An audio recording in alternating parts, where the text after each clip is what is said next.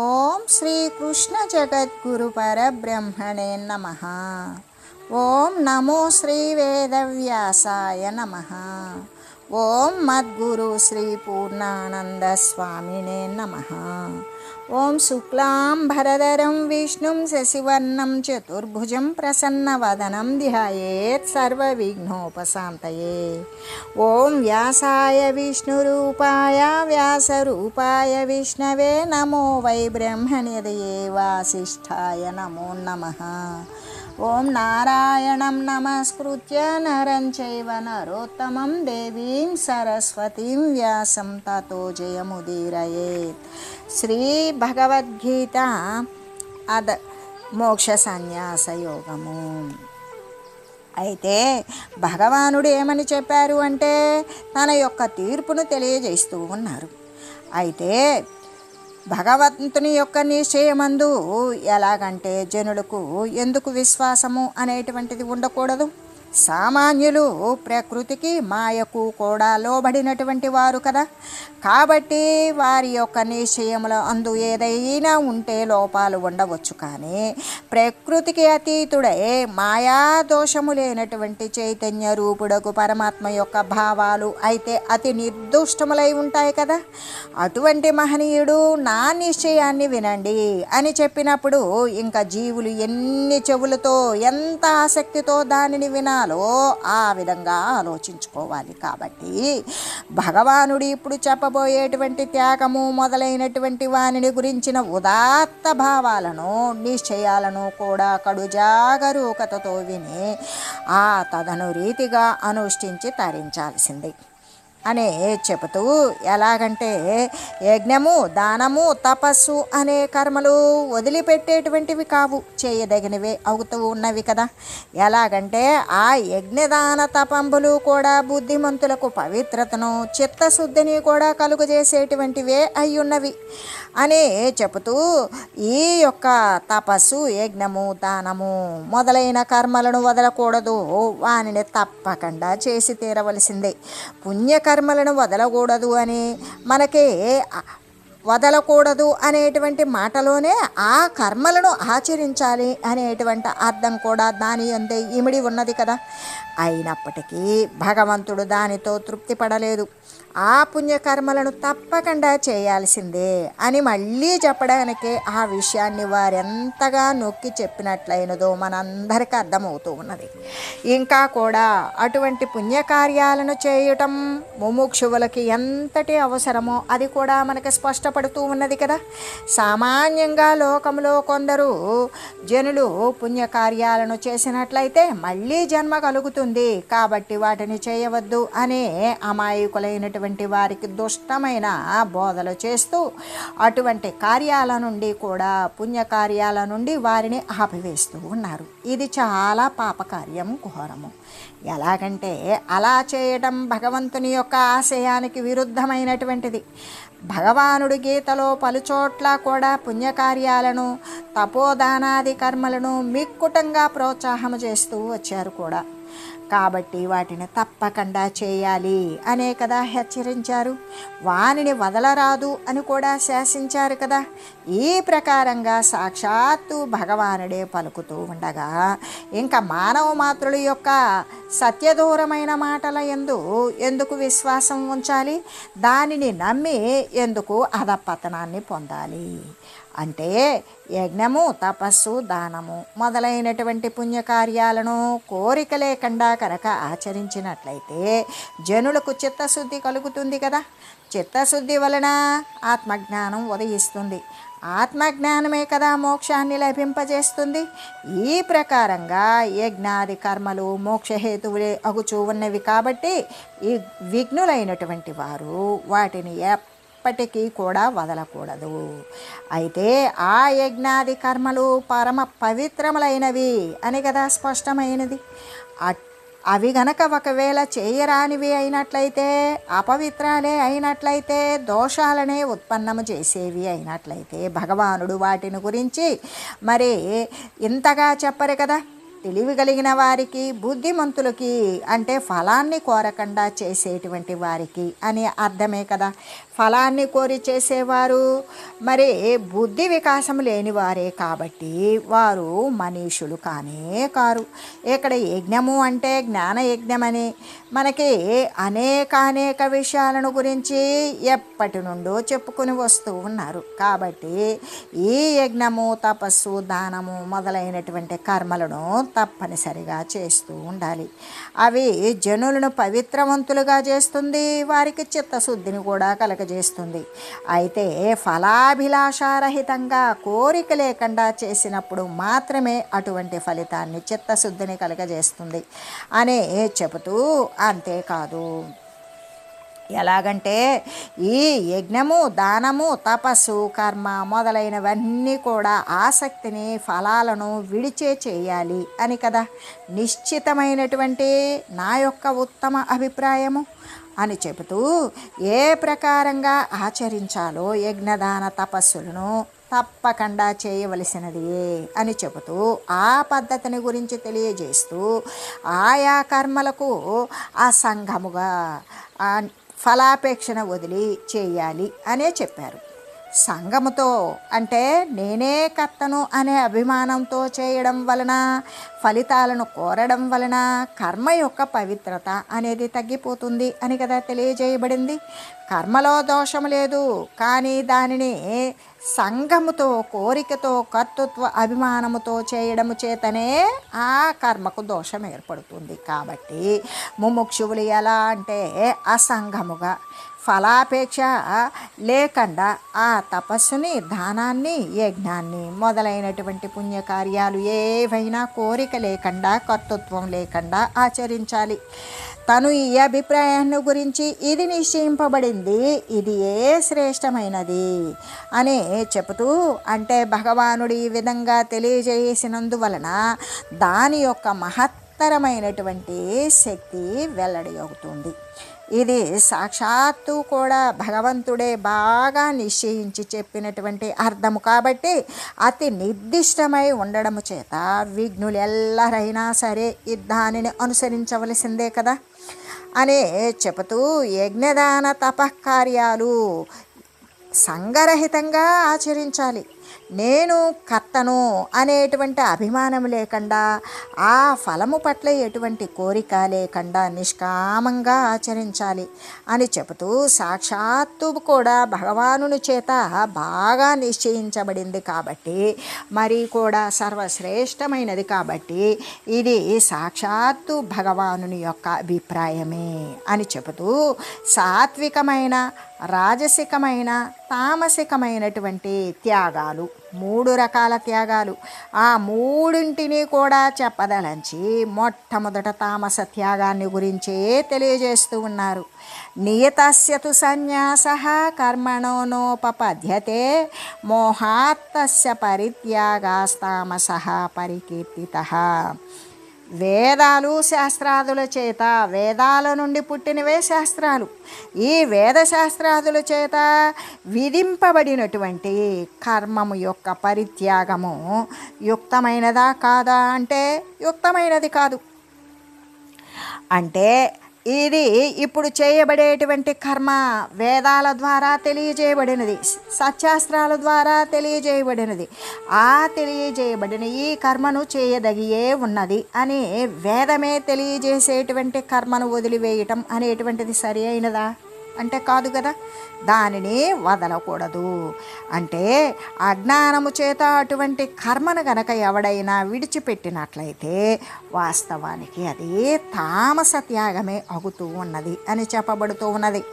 ఎలాగంటే శాస్త్రవిహితమైనటువంటి, శాస్త్రంలో చెప్పబడినటువంటి, శాస్త్రంలో విధించినటువంటి కర్మ ఇది తప్పనిసరిగా చేయవలసిందే అని శాస్త్రవిహితమైనటువంటి కర్మను ఎవరైనా సరే దానిని వదిలివేయకూడదు. ఎలాగంటే ఇప్పుడు శాస్త్రాలయందు కొన్ని కర్మలు విధించబడి ఉంటాయి.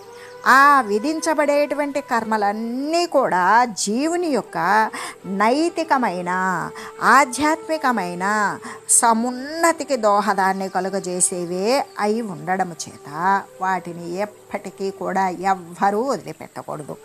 ఎందుకు? జీవుని యొక్క నైతికము అంటే వాని యొక్క అంతర్గతమైనటువంటి స్థితి, మరి వాని యొక్క పారమార్థికమైనటువంటి దృష్టిని అభ్యున్నతకి సాగించగలిగినటువంటి స్థితి. అందుకే ఆ జీవుణ్ణి ఉన్నతమైనటువంటి మార్గంలో నడిపింపజేసేటువంటిది వాని యొక్క మానసిక అంతర్గత స్థితిని సరళం చేసి దాని ద్వారా ఆధ్యాత్మిక ప్రగతిని కలిగించేటువంటి స్థితి, అది సమున్నతమైనటువంటి ఊర్ధ్వమైన అభ్యున్నతి కలిగించేటువంటి స్థితి ఈ యొక్క శాస్త్రంలో విధించబడినటువంటి కర్మ. అటువంటివే అవడం చేత వాటిని ఎవరైనా సరే ఎవ్వరూ కూడా వాటిని వదలరాదు. అలా వదలడం అనేటువంటిది వాస్తవానికి అవివేకమే అవుతుంది. కాబట్టి మోహాత్ అని కదా ఇక్కడ చెప్పారు. మోహాత్ తస్య పరిత్యాగ. ఏ విధంగా అంటే మోహము చేత, మోహము అంటే కోరికలు మరి మనసును క్రమ్మివేసినప్పుడు ఆ జ్ఞానము అనే చీకటి ఆవరించబడుతుంది. అలా మోహము చేత అజ్ఞానము చేత ఆవరించబడినప్పుడు మాత్రమే అటువంటి విద్యుక్త ధర్మము తప్పనిసరిగా విధిని అనుసరించి దానిని అనుసరించవలసినటువంటి కర్మమును ధర్మమును కూడా వదిలివేసేటువంటి సంకల్పం జీవునికి కలుగుతూ ఉంటుంది అని భావం. కాబట్టి వివేకాన్ని ఆశ్రయించాలి. ఎటువంటి వివేకము? సత్య వస్తువు పట్ల మరి ఆసక్తి కలిగి ఉండేటువంటి వివేకము. అసత్య వస్తువును దూరీకరించుకోవడం, అణిచివేసేటువంటి వివేకం.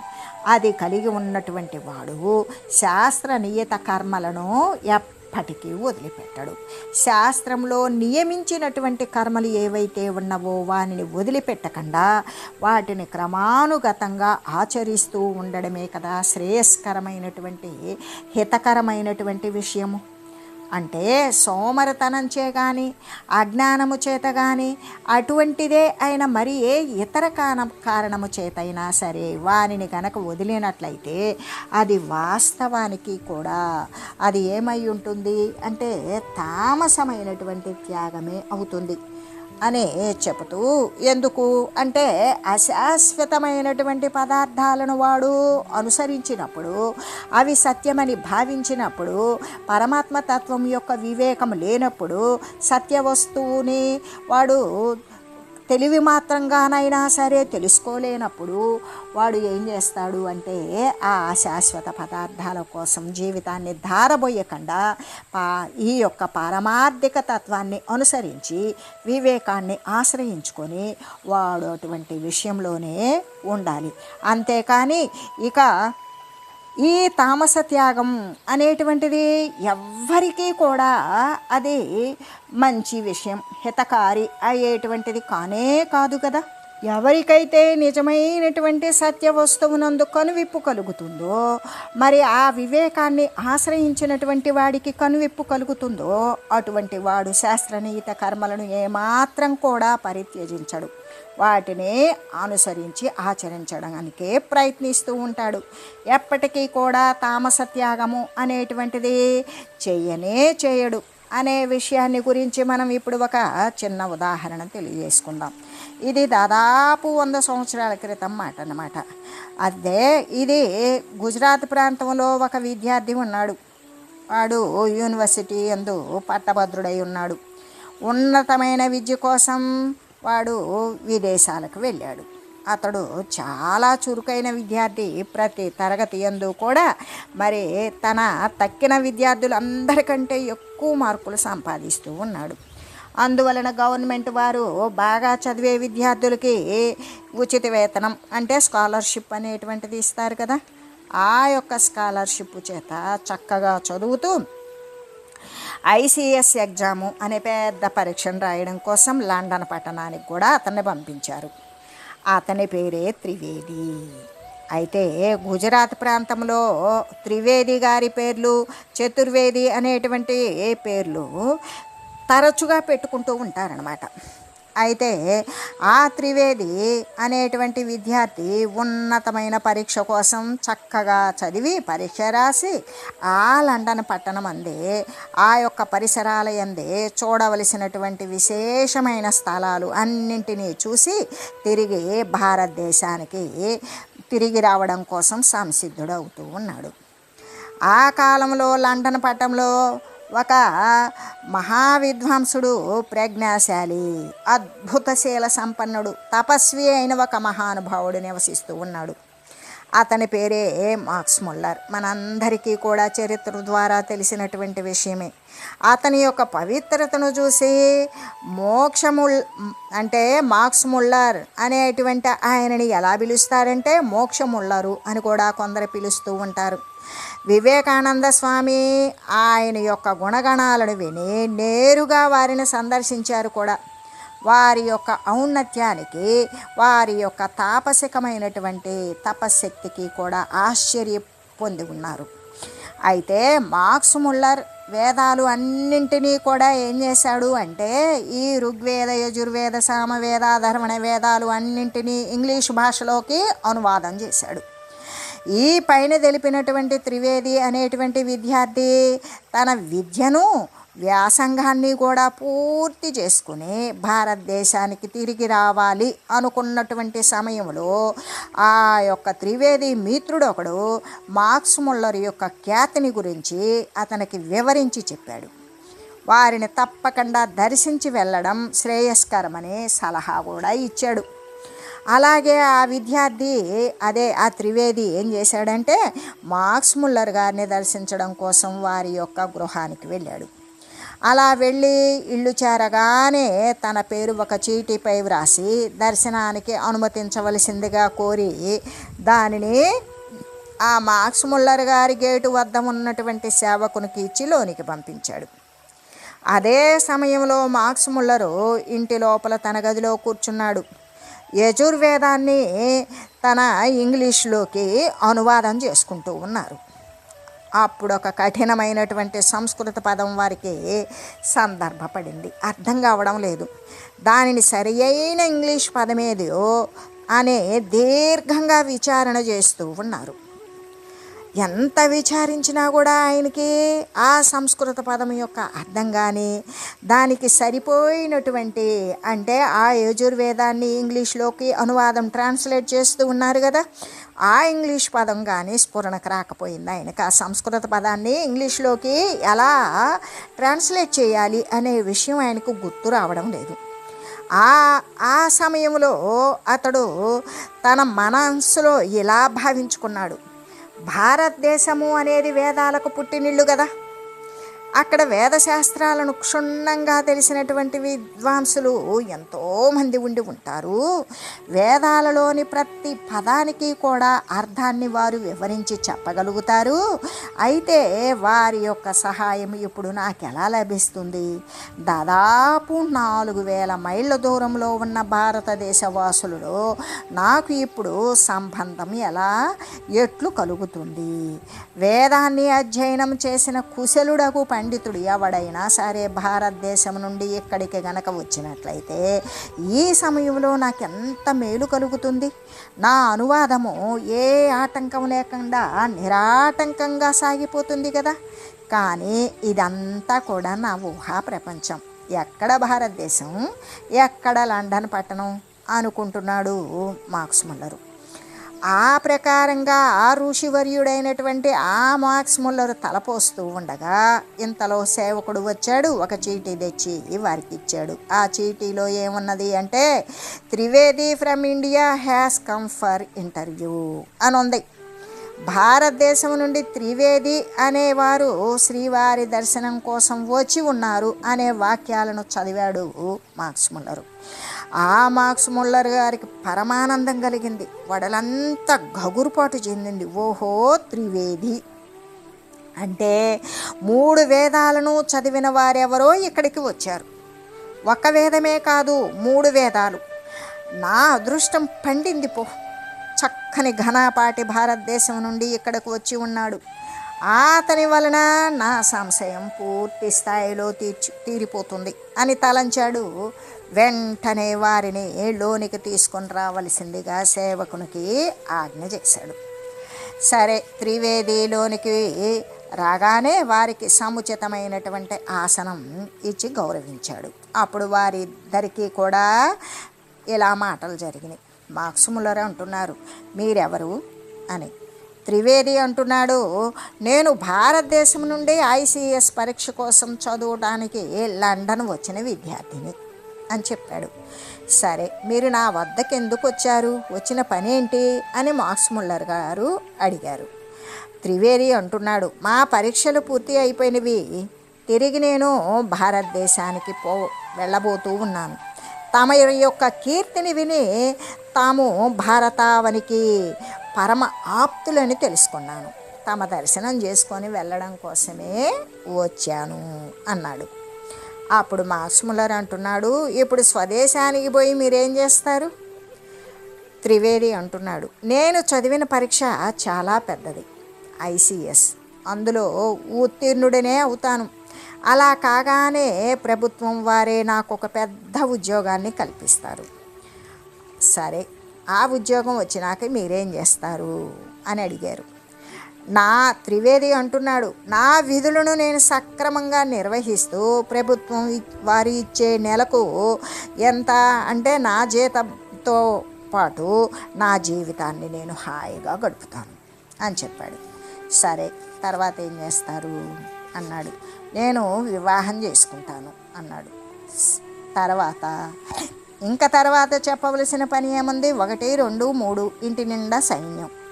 ఓహో, సంతానమా? సరే, తర్వాత ఏంటి అన్నారు మార్క్స్ ముల్లరు.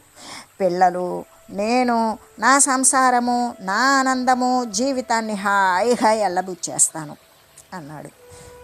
మార్క్స్ ముల్లర్ అంటున్నారు, ఆ తర్వాత త్రివేది అంటున్నాడు, ఏమని? తర్వాత కొంతకాలానికి నా వయఃపరిమితి 55 సంవత్సరాలు కాబట్టి ఉద్యోగం నుండి రిటైర్డ్ అవుతాను. ఆ తర్వాత అన్నాడు ఆయన. ఇంకా తర్వాత ఇంకేమీ పని ఉండదు కాబట్టి తీరికగా కాలం గడుపుతాను. అది కాదయ్యా, ఇంకా ఆ తర్వాత అన్నాడు మార్క్స్ ముల్లరు. ఏముంది, వృద్ధుడని అయిపోతాను, ముసలివాడిని అయిపోతాను. సరే, ఆ తర్వాత ఏంటి అంటే చనిపోతాను అన్నాడు. ఆ తర్వాత ఏంటి అంటే త్రివేది అంటున్నాడు, ఓ మహాప్రభో, ఆ తర్వాత విషయం నాకు తెలియదు, క్షమించండి అన్నాడు. మార్క్స్ ముల్లర్ అంటున్నారు, మీరెవరో అంతా తెలిసిన వారు అని నేను మొదటలో ఊహించి ఉన్నాను. భారతదేశం నుండి వచ్చిన వారు కాబట్టి ప్రాచీన సంస్కృతి బాగా ఎరిగి ఉంటారు అని భావించాను. త్రివేది అని పేరు వినగానే 3 వేదాలు కూడా మీకు కంఠస్థాలై ఉంటాయి అని తలంచాను. తీరా విచారించి చూసేసరికి భారతీయ వేదాంత వాంగ్మయమందు మీకు ఏమాత్రం పరిచయం కానీ అనుభవం కానీ ఉన్నట్లుగా కనిపించలేదే. మహాశయ, ఒక్క మాట వినండి. జీవించి ఉన్నప్పుడు మానవుడు అనుభవించే భోగభాగ్యాలు కానీ, ప్రాపంచిక విలాసాలు కానీ, ఐశ్వర్యాలు కానీ గొప్ప కావు కదా. మరణించిన తర్వాత తాను ఎటువంటి స్థితిని పొంది ఉన్నాడో, తన యొక్క స్వరూపము వాస్తవంగా ఎటువంటిదో దానిని తెలుసుకోవడమే కదా గొప్ప విషయము. తాను మరణించువాడు కాదని, భౌతికమైన స్వరూపంతో కానీ, నామము, రూపము మొదలైనటువంటి వాటితో కూడి దృశ్యముతో కానీ తనకు ఎలాంటి సంబంధము లేదని, తాను నిత్య శుద్ధ బుద్ధ ముక్తమైనటువంటి ఆత్మస్వరూపమని తెలియడంలోనే కదా మానవుని యొక్క మానవత్వము అనేది ఇమిడి ఉన్నది. మానవుడు జీవించింది ఇటువంటి ఆత్మవిజ్ఞానాన్ని తెలుసుకోవడం కోసమే కదా, ఇటువంటి స్వరూపం యొక్క అనుభూతిని పొందడం కోసమే అయి ఉన్నది. కాబట్టి మీరు ఏ ఉద్యోగం చేసినా, ఏ రంగంలో పనిచేసినా మిమ్ములను మీరు తెలుసుకోవడం చాలా అవసరం.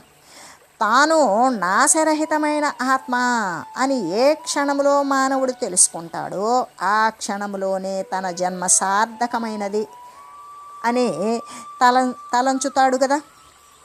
అంటే జీవిత లక్ష్యమైనటువంటి ఆత్మ సాక్షాత్కారాన్ని మనుషుడు ఎంత తొందరగా పొందగలుగుతాడో అంత తొందరగా ధన్యుడు కాగలుగుతాడు.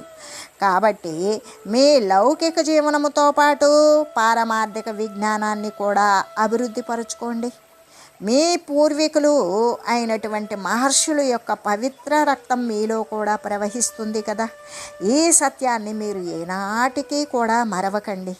మీరు మహర్షుల యొక్క సంతానము అనే విషయాన్ని ఎన్నడూ కూడా మరిచిపోకండి.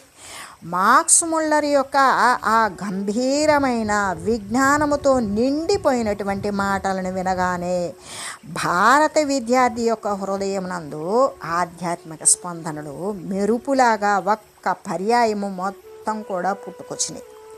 అతడు తన రాబోయే జీవితాన్ని గురించి తీవ్రంగా ఆలోచించసాగాడు. ఆ ఋషివర్యుడైన మార్క్స్ ముల్లర్ యొక్క మాటల చేత అతనికి కనువిప్పు కలిగి అప్పటి నుండి కూడా అతడు దైవ దృష్టిని చక్కగా అలవరుచుకున్నాడు. జీవితాన్ని సద్వినియోగం చేసుకున్నాడు. అంటే అశాశ్వతమైనటువంటి పదార్థాల కోసం జీవితాన్ని దారబోయడం అనేటువంటిది తామస లక్షణమే కదా. అంటే శాశ్వతమైనటువంటి పరమాత్మ కొరకే ప్రయత్నించేటప్పుడు అటువంటి ఆ ప్రయత్నంలో భాగమే యజ్ఞము, దానము, తపస్సు మొదలైనటువంటివి.